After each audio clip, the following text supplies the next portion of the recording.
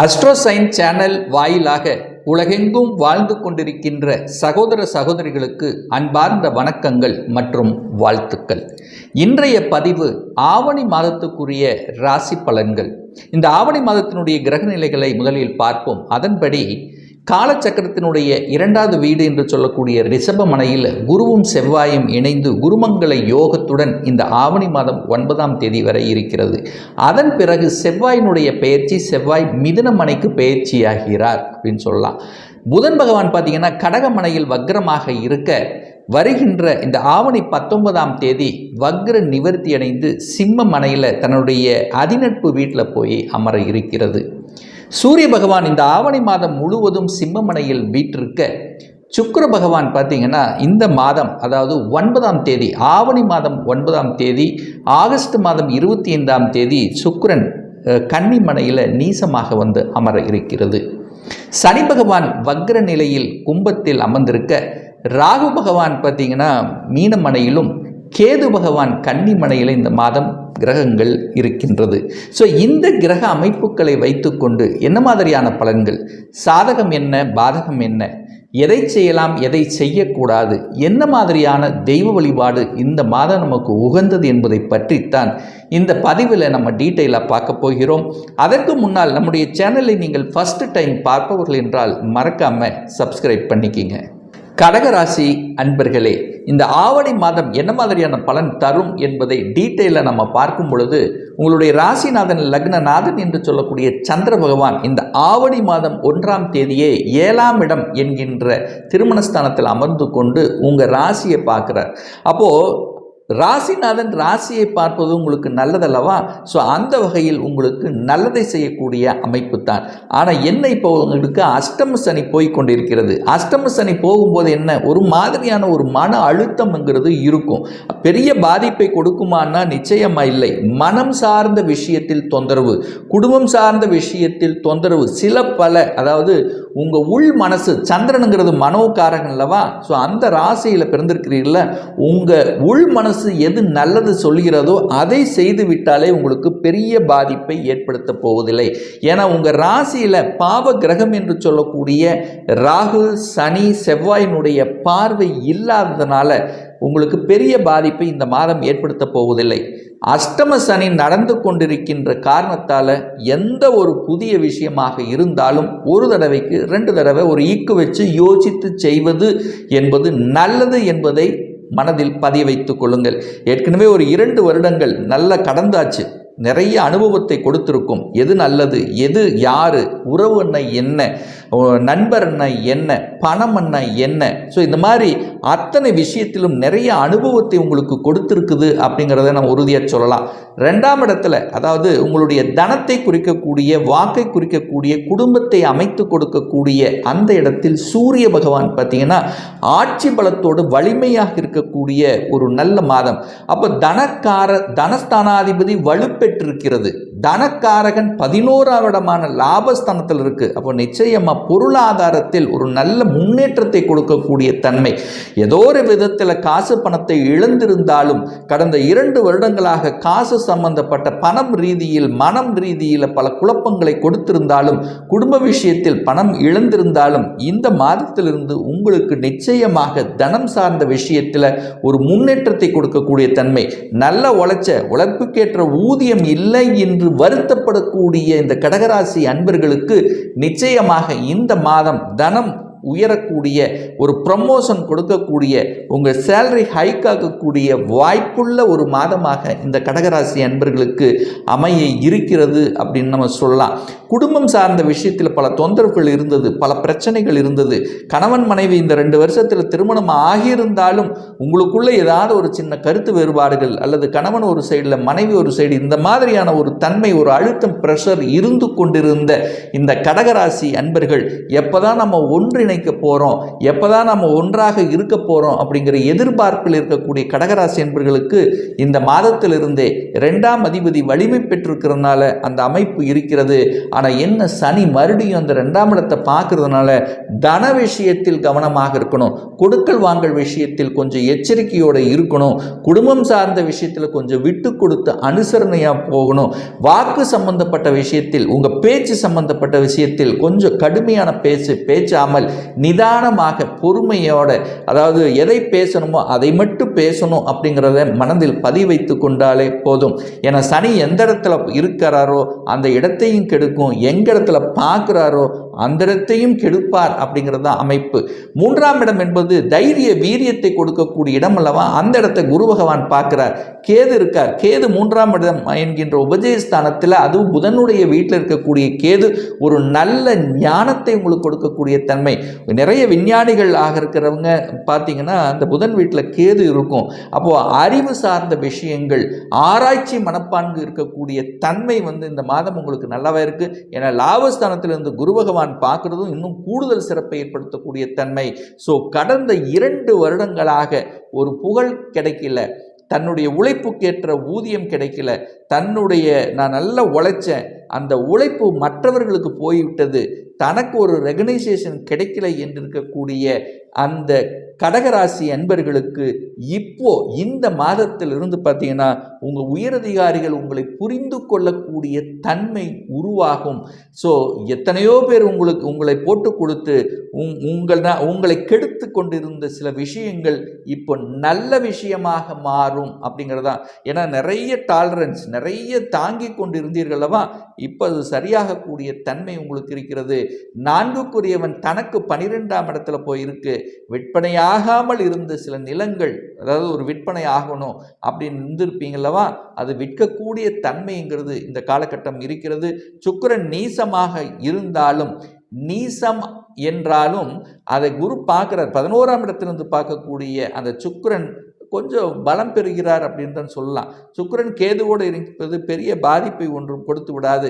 5ஆம் இடத்தை, அதாவது குழந்தைகள் ஸ்தானம் என்று சொல்லக்கூடிய 5ஆம் இடத்தை குரு பார்க்கறதுனால இயற்கையாகி இறைவன் கொடுத்த அந்த வரத்தினுடைய அடிப்படையிலே குழந்தை செல்வங்கள், குழந்தைகளால் நல்லது நடக்கக்கூடிய தன்மை, குழந்தைகளுக்காகவே நீங்கள் இருக்கக்கூடிய தன்மை, குழந்தைகளுடைய ஆசைகள் அபிலாசைகளை பூர்த்தி செய்யக்கூடிய தன்மை, குழந்தைகள் என்ன படிக்கணும்னு ஆசைப்படுறாங்களோ அந்த படிப்பை நிறைவேற்றி கொள்ளக்கூடிய தன்மை, குழந்தைகள் வெளிநாட்டில் போய் படிக்கக்கூடிய தன்மை அல்லது வெளி மாநிலத்துக்கு செட்டில் ஆகக்கூடிய தன்மை. ஸோ இந்த மாதிரி குழந்தைகளினுடைய நலன்கள் சார்ந்த விஷயங்கள் உங்களுக்கு நன்மை பயக்கக்கூடிய விதத்தில் தான் இந்த மாதத்திலிருந்து உங்களுக்கு சிறப்பாக இருக்கிறது.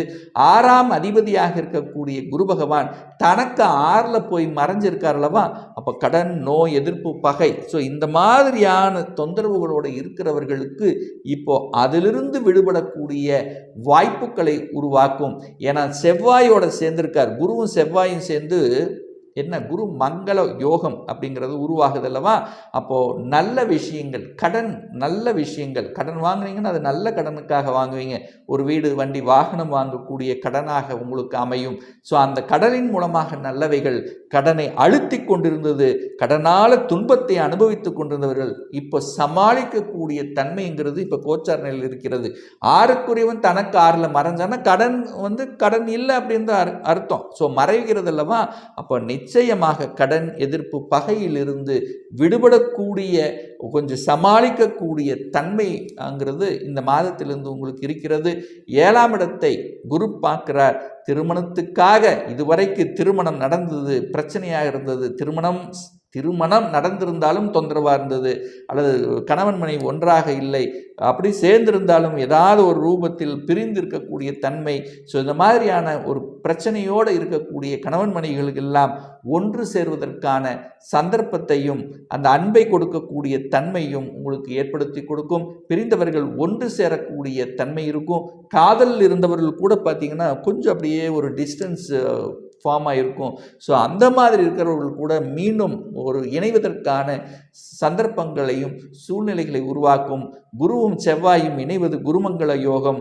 அது 10க்குரியவன் 5க்குரியவனும் சேர்ந்து உட்கார்ந்து லாபஸ்தானத்திலிருந்து 7ஆம் இடத்தை பார்க்கறதுனால உங்களை புரிந்து கொள்ளக்கூடிய தன்மை, இதுவரைக்கும் உங்களுக்கு ஆப்போசிட்டாக இருந்தவர்கள், நண்பர்கள்னு கூட எடுத்துக்கலாம், ஆப்போசிட்டாக இருந்தவர்கள், கூட்டாளிகள், ஸோ இவர்கள் அத்தனை பேரும் இப்போ உங்களை புரிந்து கொள்ளக்கூடிய தன்மைகள் இப்போ உங்களுக்கு வர ஆரம்பித்து விட்டது. 2 வருடங்களாகவே ஒரு மன கஷ்டத்தோடு இருந்தவர்கள் இப்போ சமாளிக்கக்கூடிய தன்மை, இனி அப்படியே ஏறுமுகம்தான், இறங்கு முகம் என்பது நிச்சயமாக இந்த கடகராசி என்பவர்களுக்கு இல்லை. இதுவரைக்கு கஷ்டப்பட்டீங்கல்லவா, இப்போ சனி பயங்கரமாக இருந்து, அதாவது யாருக்கு ரொம்ப கெடுதல் கொடுத்துருக்கோம், இந்த கடக லக்னமாக இருந்து கடக ராசியில் பிறந்தவர்கள் சனி திசை நடந்தாலோ அல்லது சனி புத்தி நடந்திருக்கும் அல்லவா, அவர்களுக்குத்தான் இப்போ அதிகமான ஒரு சோதனைகளை கொடுத்து விடும். ஆனால் இப்போ அது அப்படியே படிப்படியாக விலகக்கூடிய தன்மையை உருவாக்கும். 9ஆம் இடத்தில் ராகு இருப்பது என்ன வெளிநாட்டு தன்மையை ஏற்படுத்தும். அந்த ராகுங்கிறது குருவினுடைய வீட்டில் இருக்கக்கூடிய ராகு பெரிய கெடுபலன்களை உங்களுக்கு கொடுக்க போவதில்லை. அப்போ ராகுனால உங்களுக்கு பெரிய பாதிப்புங்கிறது இல்லை. தொழில் விஷயங்கள் நன்றாக இருக்க போகிறது. இனிதான், அதாவது கஷ்டம் கஷ்டம் கஷ்டம் என்று இருந்தவர்களுக்கெல்லாம் இப்போ ஒரு விமோச்சனம் அப்படிங்கிற தன்மைங்கிறது உங்களுக்கு இந்த மாதத்திலிருந்தே ஆரம்பிக்கிறது. ஏன்னா சூரியன் ஆட்சி பலத்தோட வலிமையாக இருக்கார், ஸ்தானாதிபதி வலிமையாக இருக்கிறது. அந்த சூரியனுங்கிறது ஒரு தலைமை கிரகம் அல்லவா, ராஜாவல்லவா. ஸோ எல்லாத்துக்கும் ஒரு ராஜாவாக இருக்கக்கூடிய அந்த சூரியன் இந்த மாதம் வலிமை பெறுகிறது. குருவும் நன்றாக இருக்கிறது.